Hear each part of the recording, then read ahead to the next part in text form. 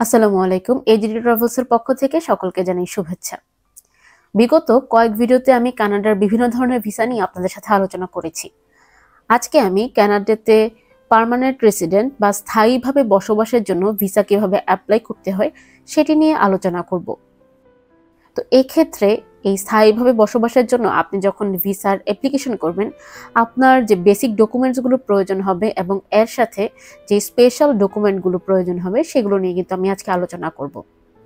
Basic ডকুমেন্টের ক্ষেত্রে আপনার মূলত একটি ভ্যালিড পাসপোর্ট, আপনার পাসপোর্ট সাইজের ছবি, এনআইডি কার্ড বা প্রপার ফান্ড, এছাড়াও আপনার যা প্রয়োজন হবে হচ্ছে পুলিশ ক্লিয়ারেন্সের একটি সার্টিফিকেট। কানাডাতে এই স্থায়ীভাবে বসবাসকরণ বা পার্মানেন্ট রেসিডেন্টের যে ভিসাগুলো প্রদান করে সেগুলো মূলত হচ্ছে তিনটা ক্যাটাগরিতে প্রদান করা হয়ে থাকে।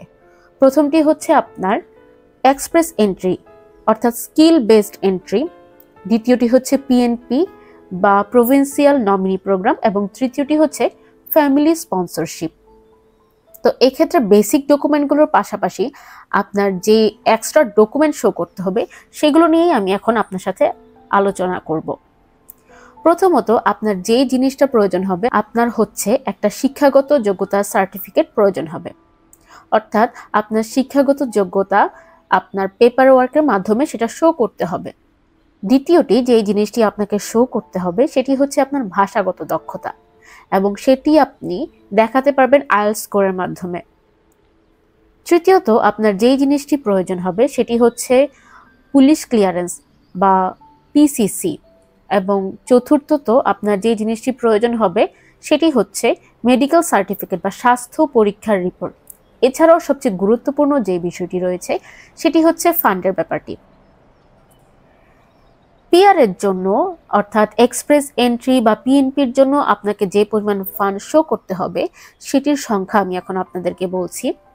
একজন পরিবারের সদস্যদের জন্য আপনার 13,757 কানাডিয়ান ডলার কিন্তু শো করতে হবে। দুইজনের জন্য 17,000, তিনজনের জন্য 21,000, এভাবে করে বাড়তে থাকবে।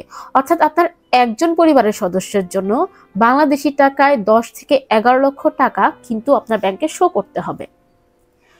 মূলত এই জিনিসগুলো ফলো করে আপনি যখন পার্মানেন্ট রেসিডেন্সের জন্য কানাডা ভিসা অ্যাপ্লাই করবেন, আপনার ভিসা অ্যাপ্রুভ হওয়ার সম্ভাবনাটা কিন্তু রয়েছে। এছাড়াও পিআর ভিসার মধ্যে কানাডা আরেকটা যে ভিসা প্রদান করে থাকে সেটা হচ্ছে সুপার ভিসা। এই সুপার ভিসা কি? মূলত ধরেন আপনি কানাডাতে গেছেন, সেখানে আপনি স্থায়ীভাবে বসবাস করার অনুমতি পেয়েছেন, এখন আপনি আপনার পরিবারের অন্যান্য সদস্যদেরকে নিতে চান। তো সেক্ষেত্রে যখন আপনি কানাডাতে তাদের জন্য, আপনার পরিবারের সদস্যদের জন্য যখন ভিসার অ্যাপ্লাই করবেন, সেটাই পিআর সুপার ভিসা হিসেবে কাউন্ট করা হবে। এই সুপার ভিসা আপনি কিভাবে অ্যাপ্লাই করবেন? যখন আপনি কানাডাতে স্থায়ীভাবে বসবাস করতে শুরু করবেন, তখন আপনার কিছু bank statement and qualified funds দেখানোর মাধ্যমে আপনি কিন্তু ভিসাটা অ্যাপ্লাই করবেন।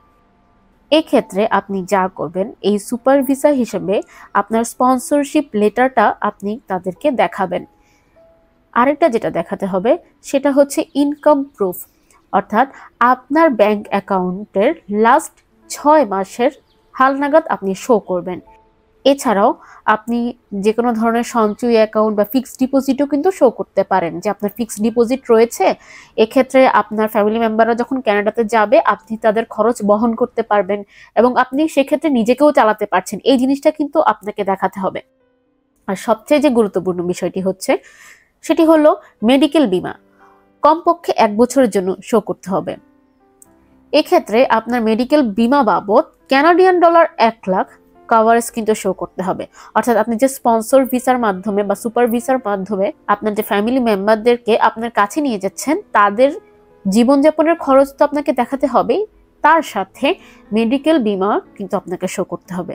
তো মূলত এই বেসিক জিনিসগুলো ফলো করে এবং এই পেপারসগুলো দিয়ে যখন আপনি ভিসা অ্যাপ্লাই করবেন, তখন কিন্তু আপনার ভিসাটা অ্যাপ্রুভ হবে।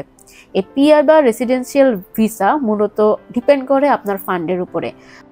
পিআর ভিসা বা পার্মানেন্ট রেসিডেন্স ভিসা আপনি যদি এই প্রপার পেপার ওয়ার্ক এবং ফান্ড শো করার মাধ্যমে অ্যাপ্লাই করেন, তবে কিন্তু ইজিলি আপনি ভিসাটা পেয়ে যাবেন।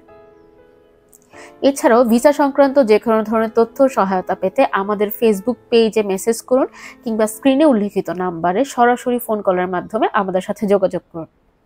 ধন্যবাদ সবাইকে।